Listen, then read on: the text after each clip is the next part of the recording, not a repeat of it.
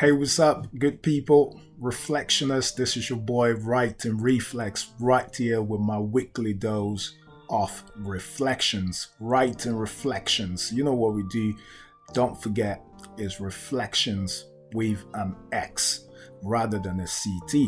But there is a link. Today we're going to talk a little bit about that. 'Cause a few people are asking me, like, what do you really mean by reflections and not reflections, and so we're going to talk about that. But in the meantime, you know what to do. Hit that subscribe button right here and follow me at Right Reflex on most social media platforms, including YouTube, Facebook, Instagram, Threads, TikTok, and X, formerly Twitter. And like I said, don't forget to hit the subscribe button or follow me on YouTube as well for more of those reflections.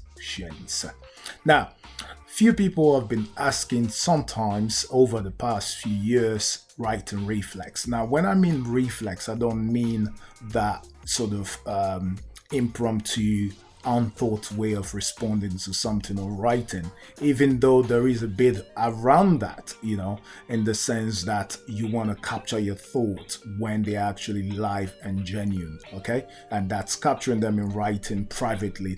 Doesn't mean say what you think at all times, but it would get to it why reflex or being reflexive or reflexivity is important in the style of writing that I follow compared to a reflection, for example. So when you think about reflection, it's more sort of the return of light, sound, or water waves from a surface, and so on and so forth.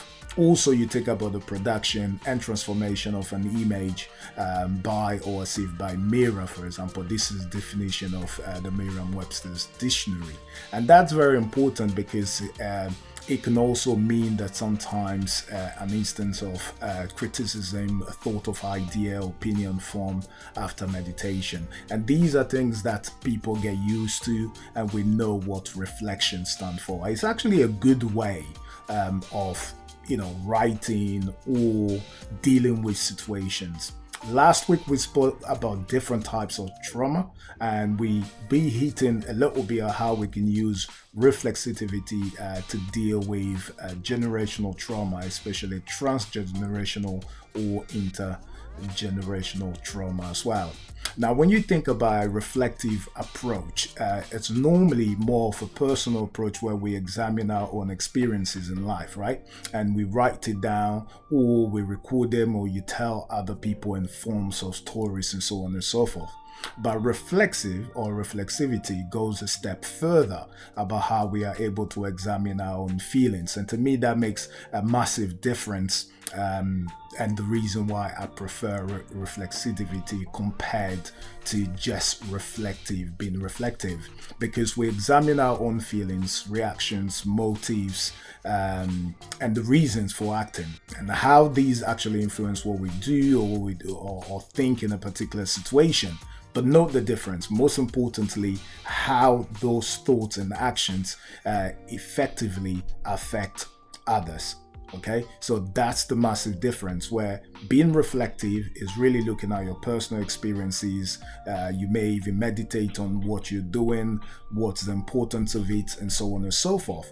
But being reflexive, or having reflexivity in your approach to dealing with matters, or even a type of research, is really a double step process. So it's almost like a double reflective approach, if that makes sense.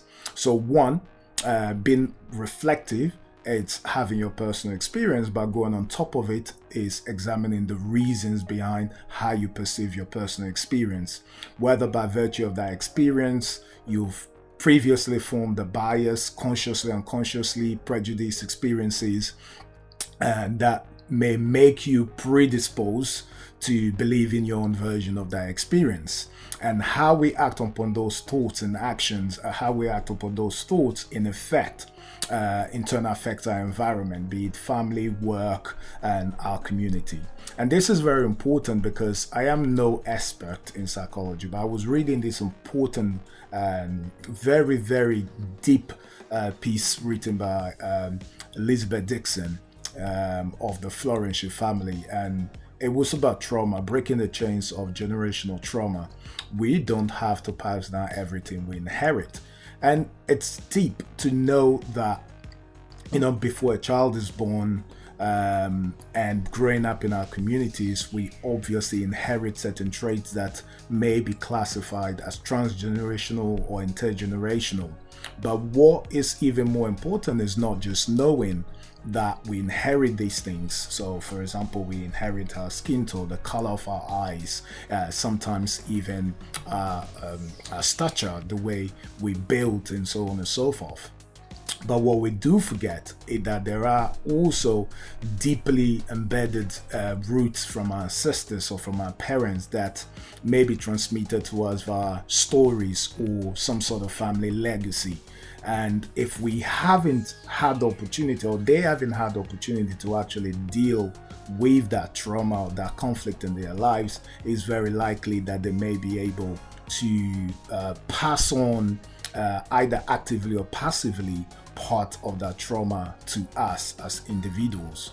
This is where you have sort of transgenerational, and then it may also go to sending that type of trauma to the next family. So let's say from grandparents to grandchildren, or further down the line, intergenerational.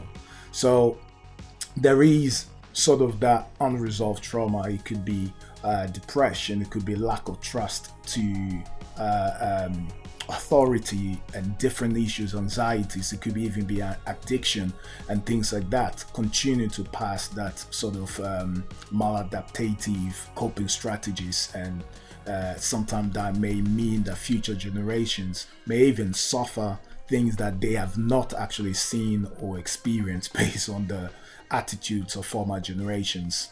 So it is important to deal with transgenerational trauma, because sometimes the person who has actually experienced it may not have had all the powerful tools to be able to deal with it, and therefore, as I've said, they may create some form of hypervigilance, mistrust, anxiety, issues with self-esteem, issues with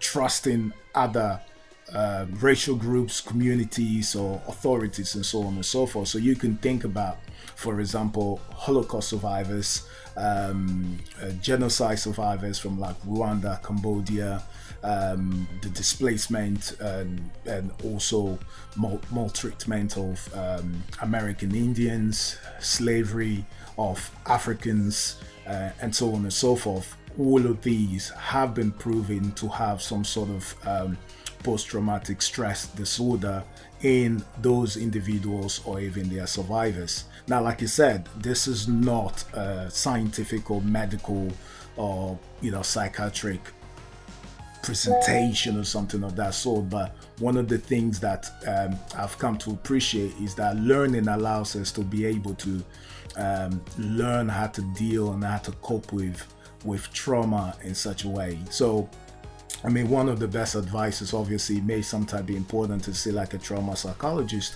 to deal with it. But what I'm thinking of is more to do with how, generations of individuals who have gone through some of the generational trauma and have survived it have been able to deal with it. They've built either resilience in their communities, in their families. And if they can transmit those forms of resilience, just as they can transmit those forms of trauma, it's important that we can focus on resilience as well. But resilience in itself is a weird way, because what I've come to notice, perhaps in at least I would say most African diaspora communities in the Western world, is that you are taught not necessarily to accept what happens, but in a way we agree that it is what it is in the community. So racism, discrimination, prejudice, and so on and so forth. So in a way, you are taught to avoid situations that you may put yourself into it and be challenged or face those type of racism. Many young people would tell you that they possibly haven't faced forms of racism, let's say in a particular school or among their friends, because they have learned different ways. However, generational trauma experiences can be passed down to them, so they may be hyper vigilant, very alert, and make them observe any small instances of those experiences as well. Now, many a times we have experienced it, but we find a way to actually deal with it and be able to create resilience within community through sometimes just being together and keeping one another close by, having people looking after each other, but most importantly, communication. Having that form of communication with your children, your grandchildren, to be able to get them to understand your experiences and the reason why you talk or behave a certain way. I think that goes a very long way for children, grandchildren, or future generations to understand that yes, even though former generations might have experienced a certain level of trauma, it does not necessarily mean that they have to carry the burden of previous generation.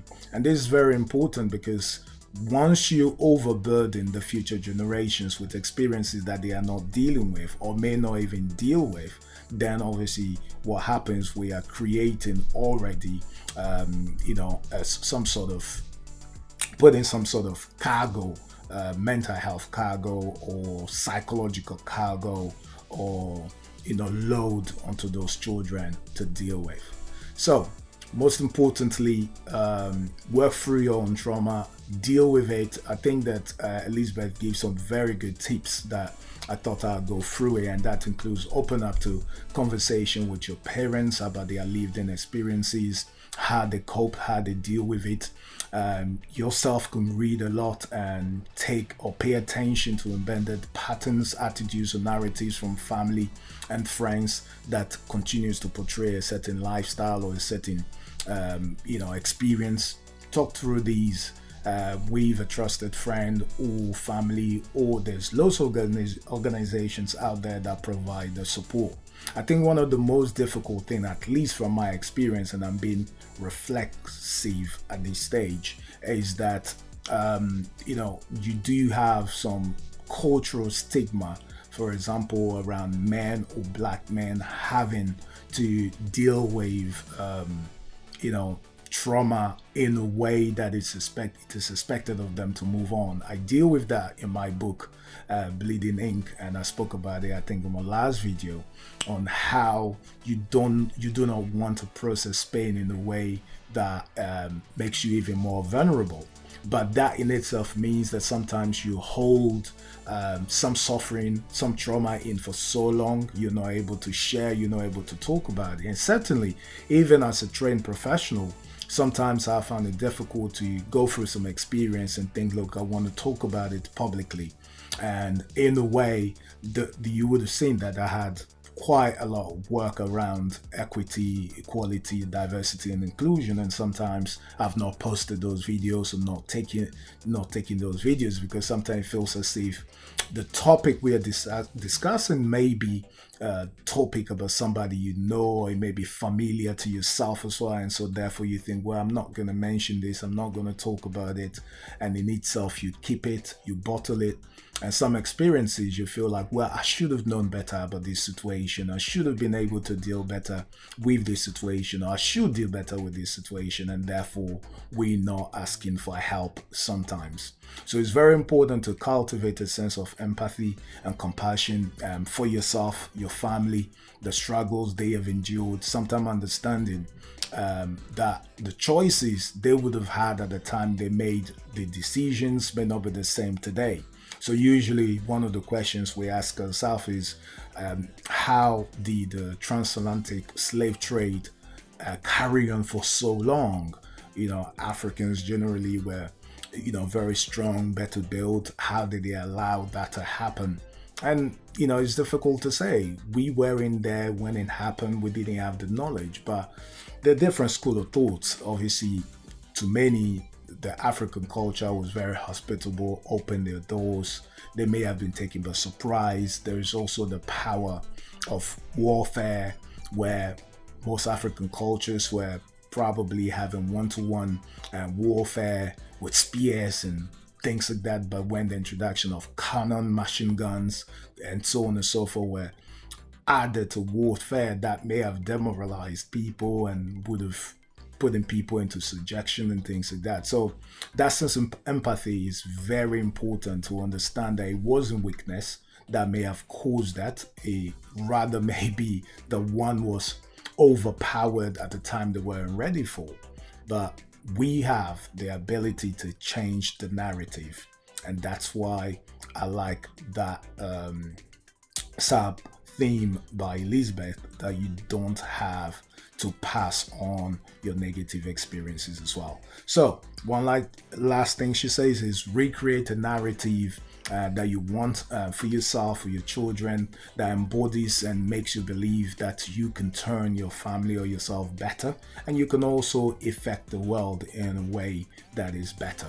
So that is something that I thought was very important, and one of the reasons for many years writing Reflex, it's more around what I experienced, but not just the personal experiences, but how those personal experiences can be challenged in order not to shape my view of the world, and therefore with my work with young people for many years to be able to still build in them a very strong sense of belief, support system, and recreate for themselves a life that they want. And it is possible. It does not mean doing away with the generational trauma totally, but being able to be bold enough to tackle that issue and finding solutions. Good people, that's my weekly dose of writing reflections. You know what to do. Click on the subscribe button. Follow me at writing_reflex on all social media. And look after one another. Take care of one another. And always remember, we love y'all.